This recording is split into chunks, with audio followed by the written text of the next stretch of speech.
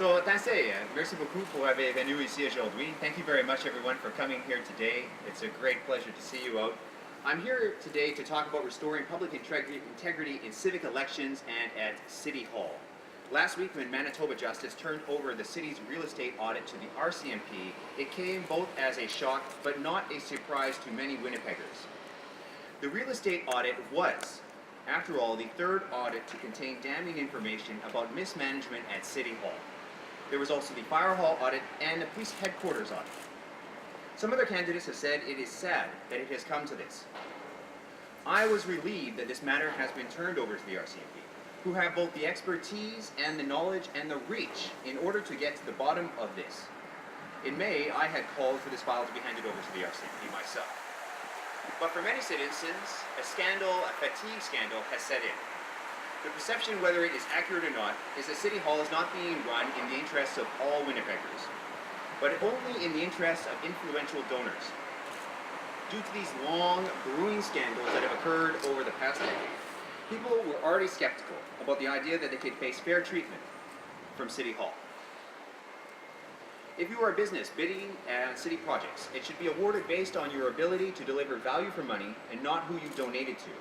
If you're a small business owner who's bidding on a city contract, you should be able to trust that when you put in the hard work for that tendering process, it will be judged on its merits. The people of Winnipeg should be able to expect more from their government and their politicians. We, though, have almost grown accustomed to this. We need to remind ourselves about just how serious this is and what a violation of public trust this has been. As we can see from these audits, there is a real financial cost of over $100 million. It undermines the very principle of democracy that councillors and the mayor have a duty to act in the public interest for the public good. We have a duty to all citizens, not only donors who fund our campaigns, to ensure that we act in that public interest. We need to act not only through words, but through deeds. As it stands, there is nothing right now that will prevent any of this from occurring again in the future. There is nothing that will prevent a fourth audit.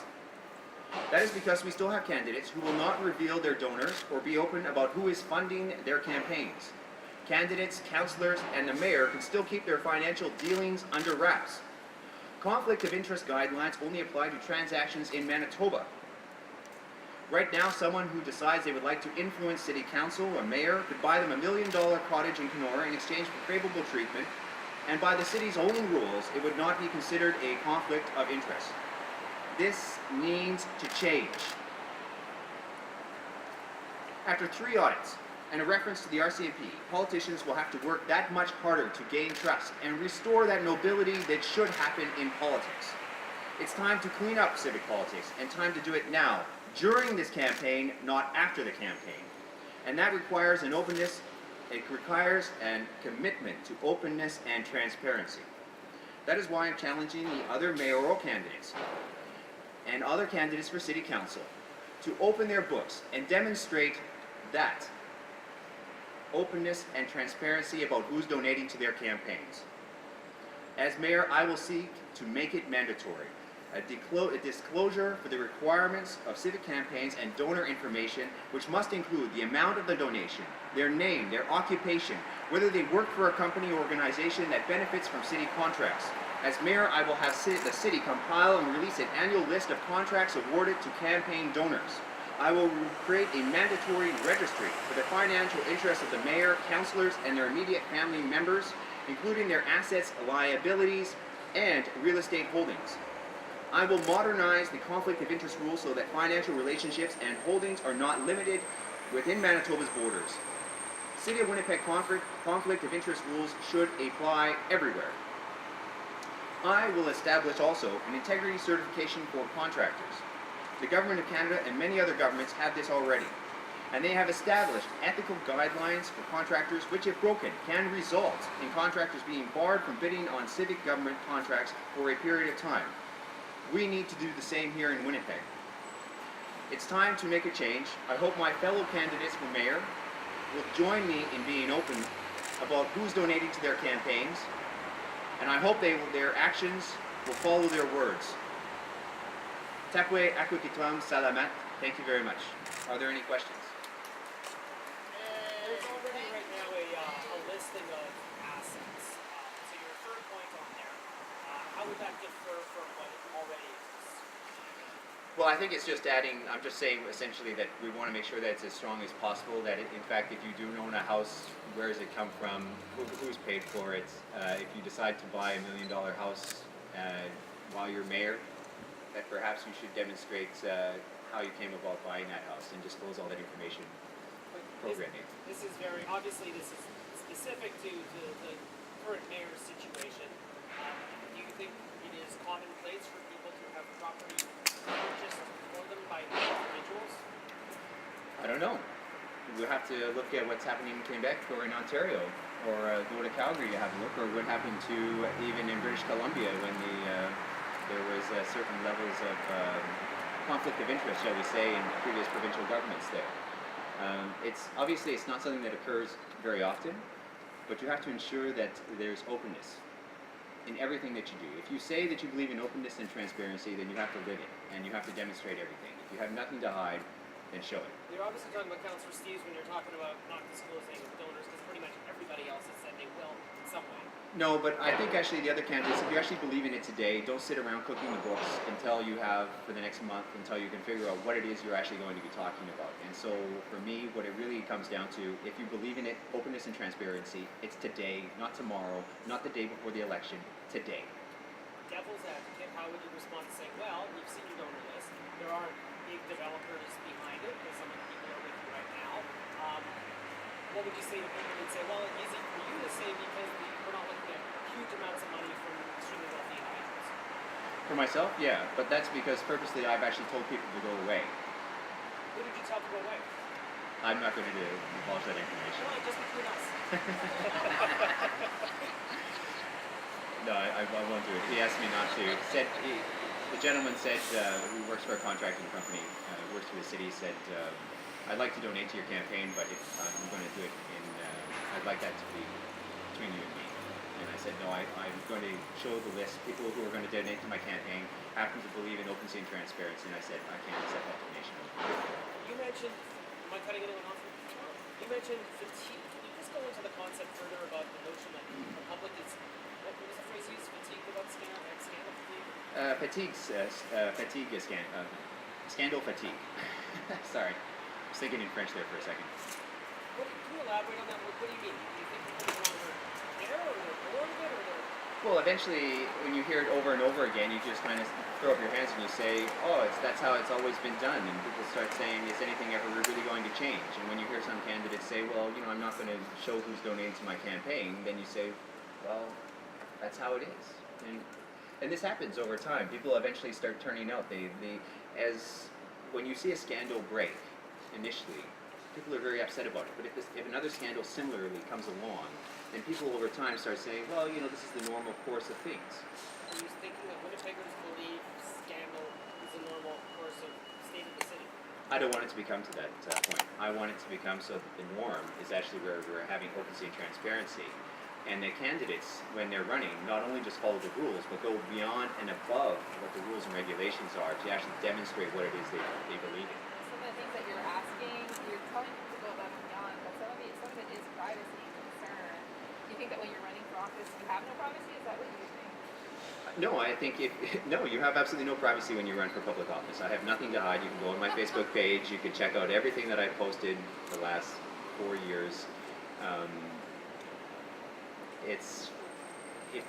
If you're running for office, you should represent the best and the brightest of our society. You should be what people hope for in someone, in a politician. You shouldn't be that person that they kind of say, well, perhaps you have made mistakes in the past.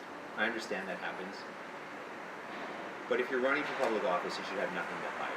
Because if you're representing what should be the best about society, what should be the best about the city of government, and if you can't fulfill that requirement, then you shouldn't be running.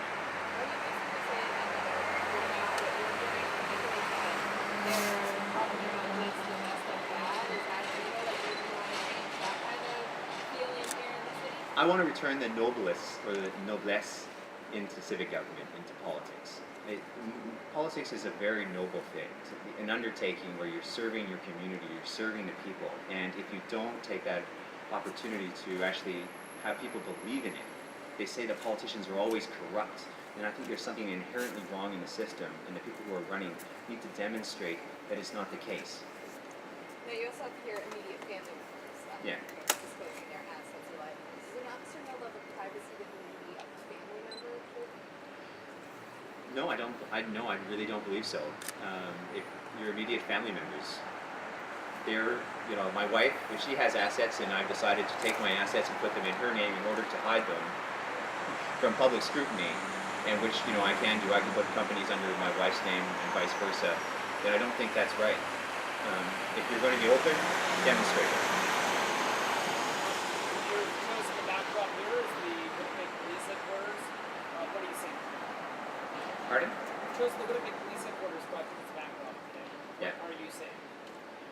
I'm saying that there is something inherently wrong in the way we've gone about coming to this point with police headquarters, yes, and I think it's a demonstration of what's wrong in civic government today, but it also can be a demonstration eventually, hopefully, of what's right. Monsieur Ouellette, comment ça va? Très bien. Tous en français? Oui, s'il te plaît, ça serait bien. Je suis Si, désolé. donc, tout ce que vous dites aujourd'hui, c'est que vous voulez revoir les règles d'éthique à la Oui. Oui, alors je demande que tous les candidats de la mairie dévoilent dès aujourd'hui, toutes les listes de donateurs pour leur campagne municipale. Parce que je crois que si nous avons une foi dans l'ouverture et la transparence en gouvernement municipal, que nous faisons vraiment ça et on vit ça, pas seulement avec les paroles, mais avec nos actions.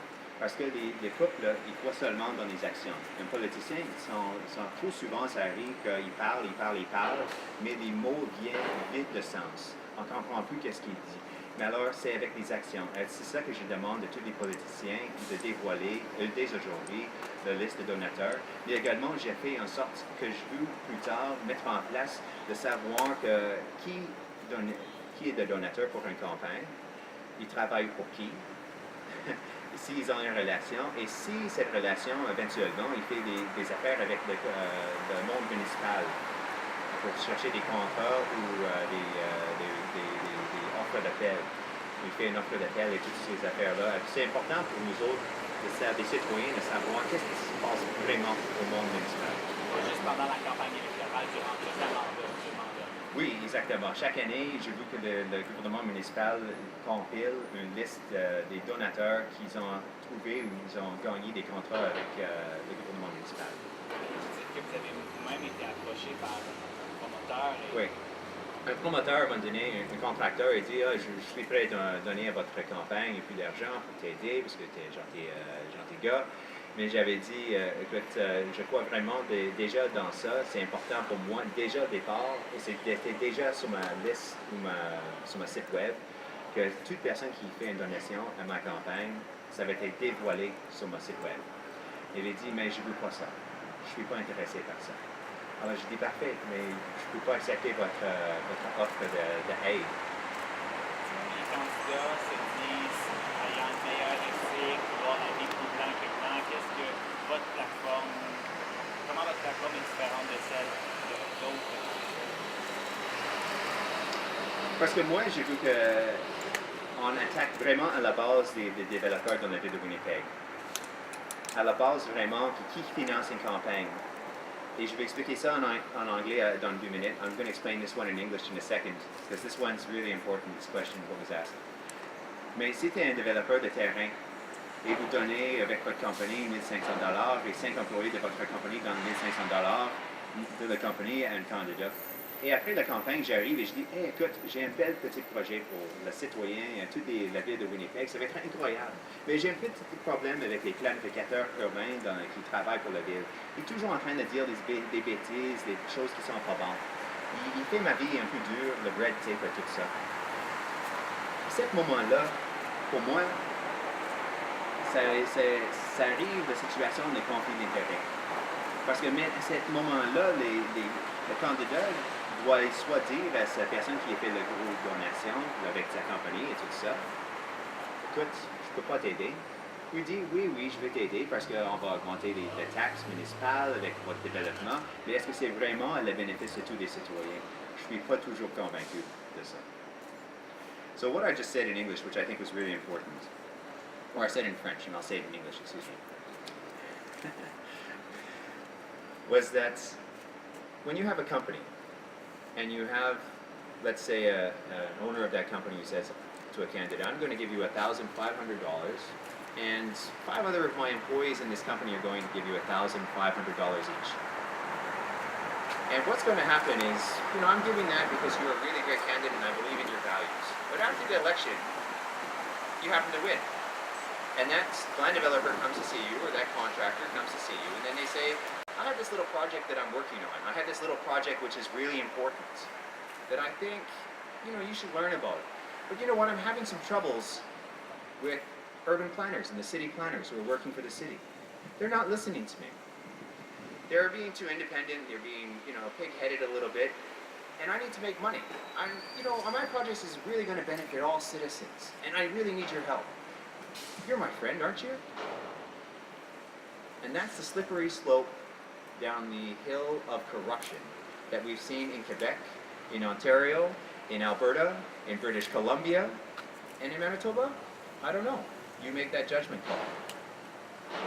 But that's a slippery slope to start down. And that's why this is important that we know the networks and who's donating to these campaigns and be open and as transparent as possible.